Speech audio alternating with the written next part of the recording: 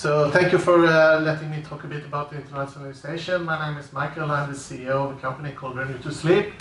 And what we do is very simple. We take people who have bad sleep and then we help them to get better sleep using cognitive behavioral therapy and some other methods that we use. But I will not speak a lot about that. I will actually talk about international expansion and kind of lessons learned from my side on doing it, but also how to do it on a very, very small budget. So if someone here is from a large company with a huge budget on internationalization, this probably doesn't make sense for you. So you could go out having coffee or something. But if you have a very small budget, then I probably can give you some hints on what to do, maybe. So first thing, when you talk about,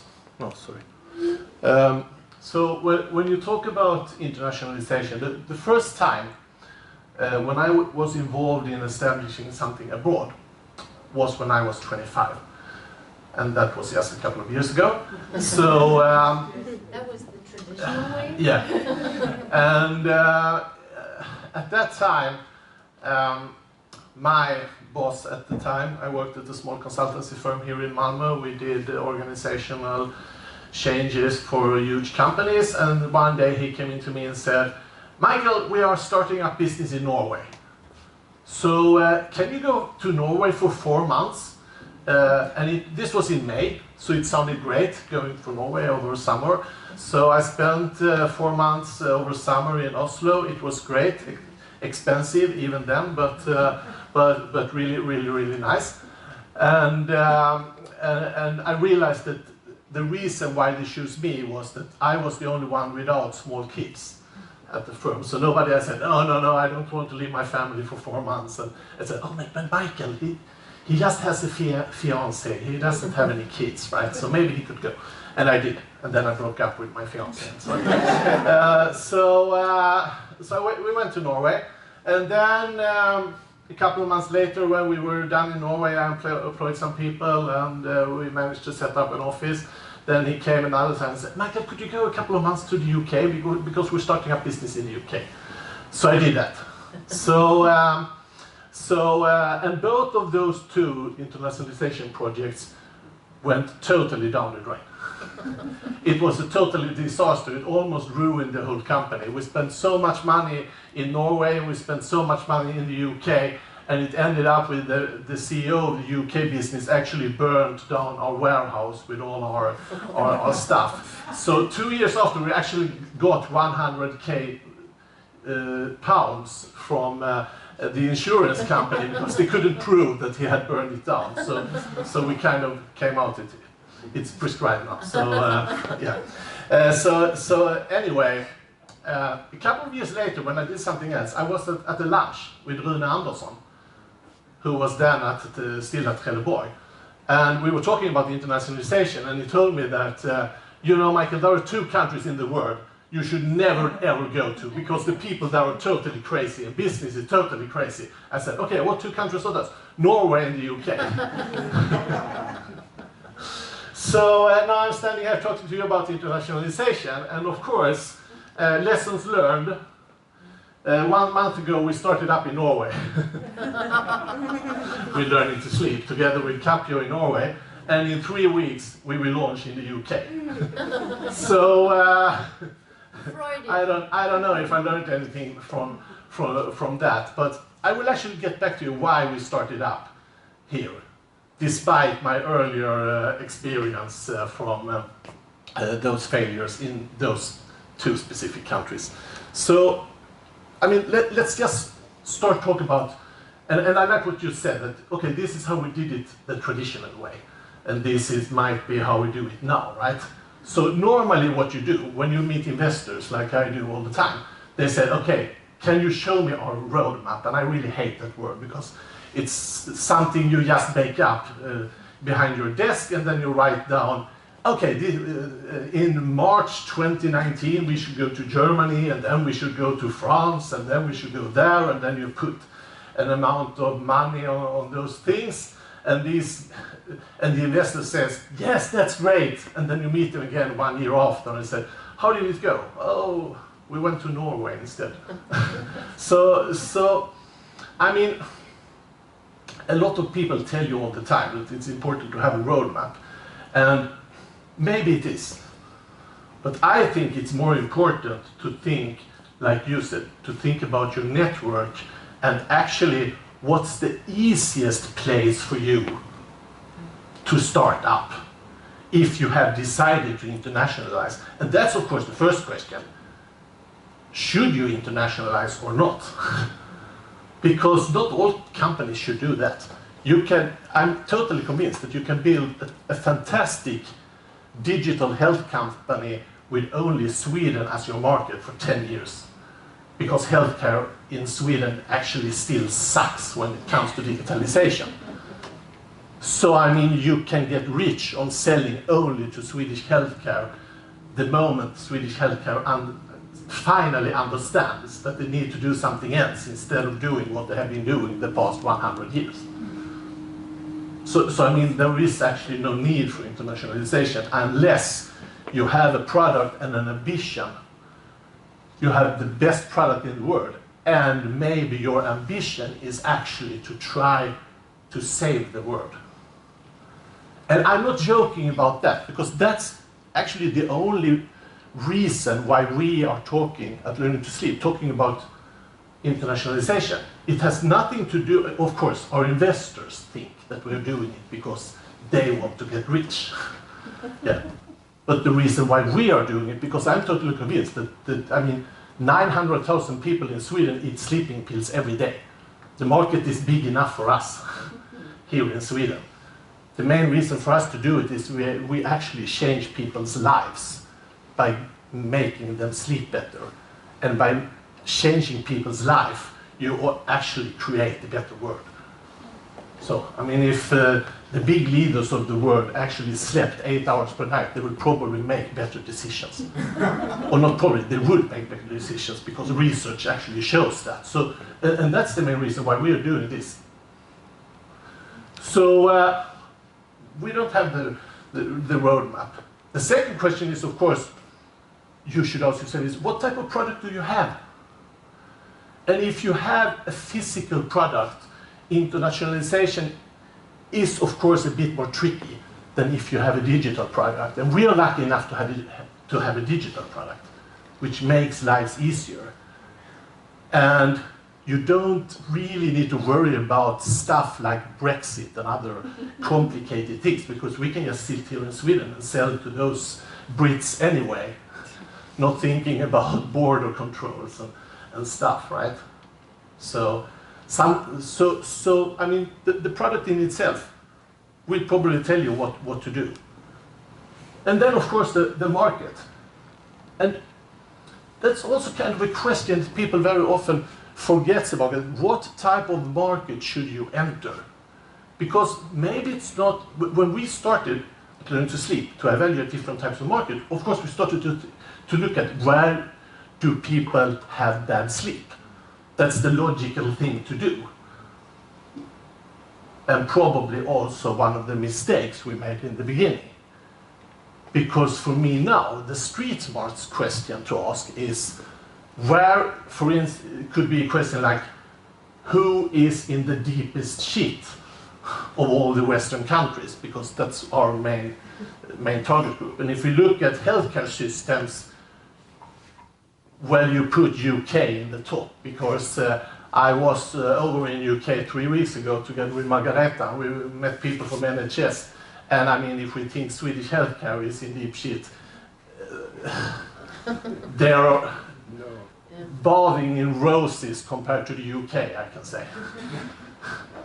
So if you have a product that actually changed the way we look at the way that the healthcare system works, then you should probably look at, okay, who has the biggest problem, not who has the biggest number of patients or stuff like that, right? Or you should look at people's mindset, which tells us that Sweden is probably not the best market for learning to sleep, even though we have a very good growth in Sweden right now. And that's because of you. Because all of you and the rest of the Swedish population has been taught by the pharma companies that the solution to all your pain is a pill. And Swedes are actually one of the nations in the world who are most positive towards pharma industry.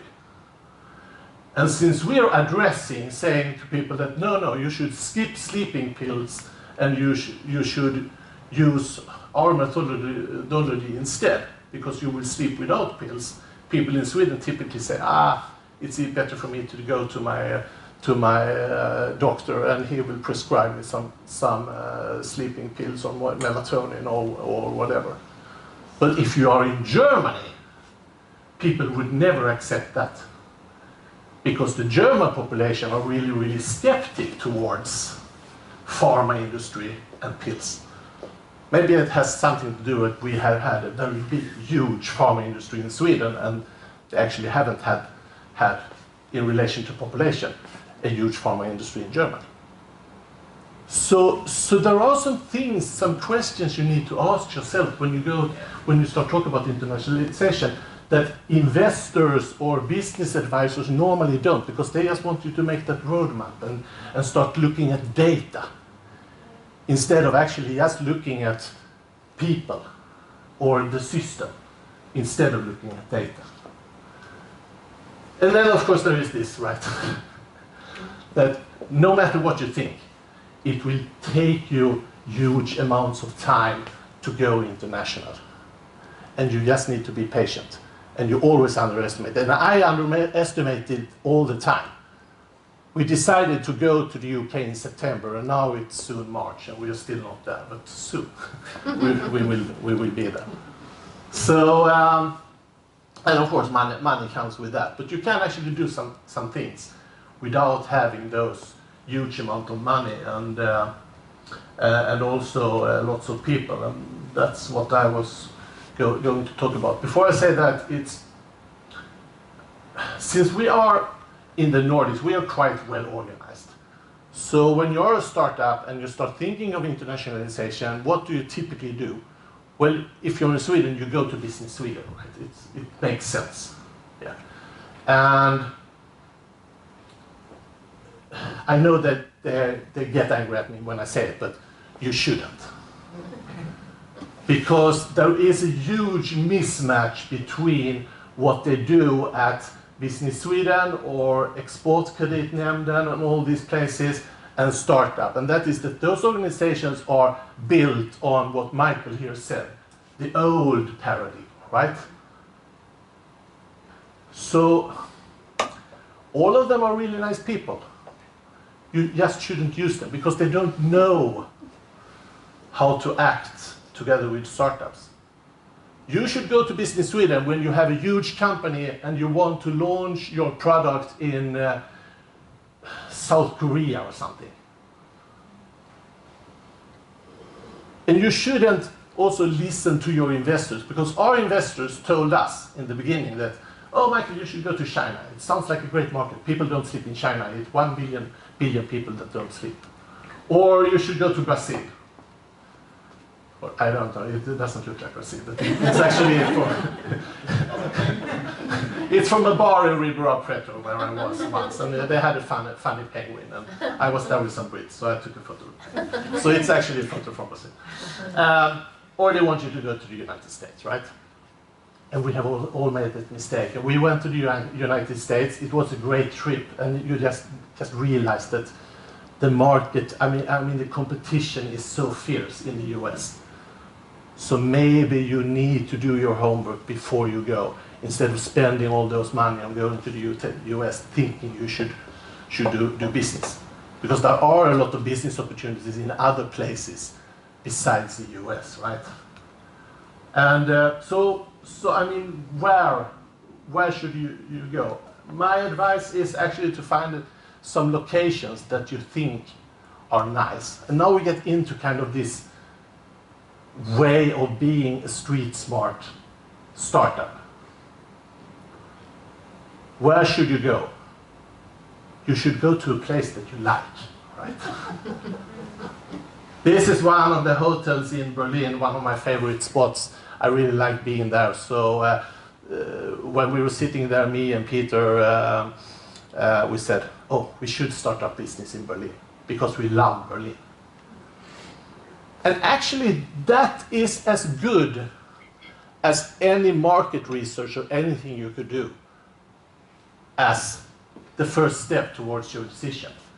Find a place that you like, because if you are in a place that you like, you will probably make friends. And if you make friends in Berlin, you will create those networks that Micael was talking about before. And there is one other good thing with being in Berlin. It's that it's still quite cheap. So you can go by train to Berlin for 300 Swedish crowns.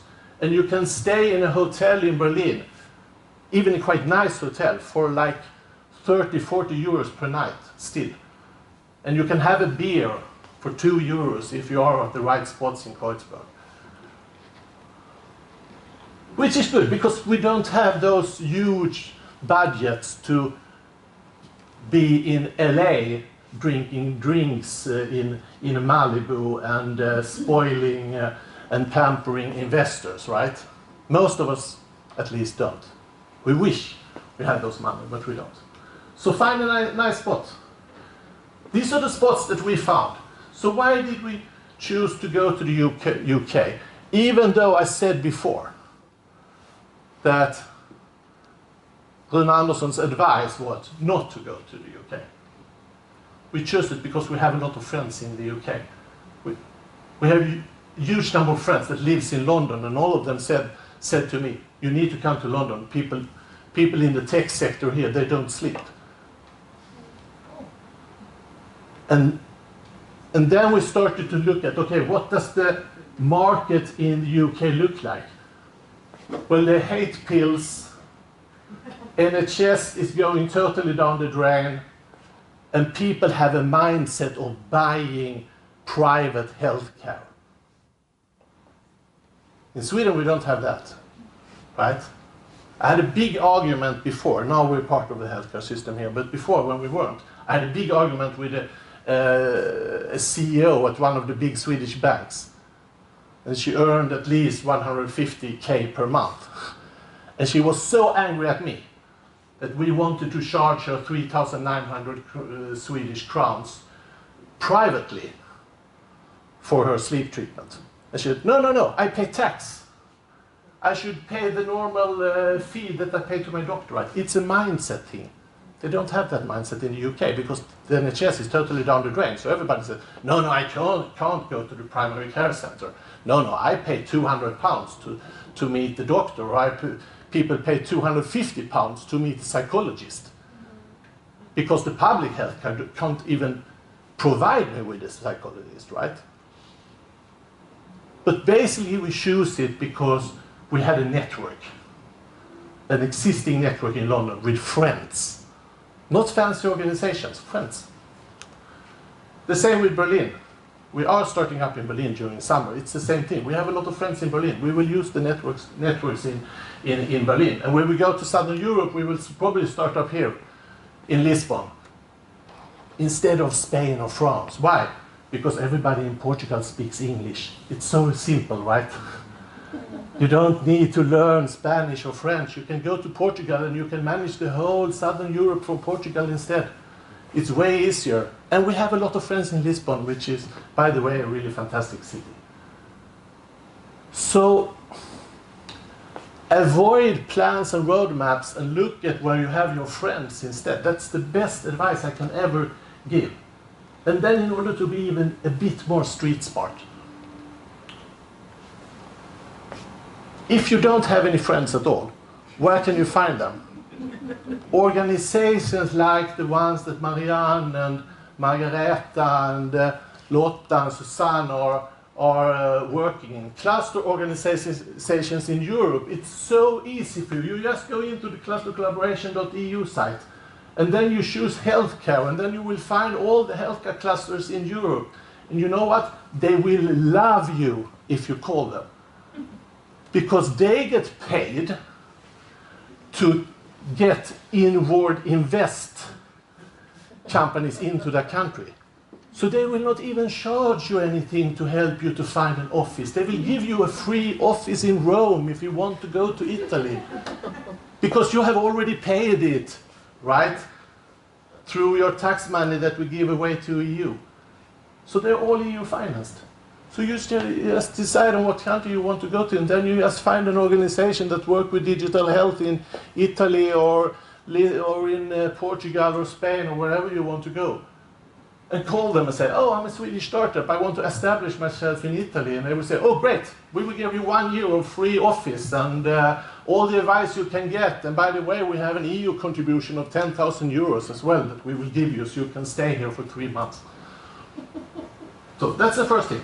Then if you want to go a bit deeper, you want to do a market analysis. Maybe your investors tell you that, no, you need to have a market. You can't go to the UK without the market analysis.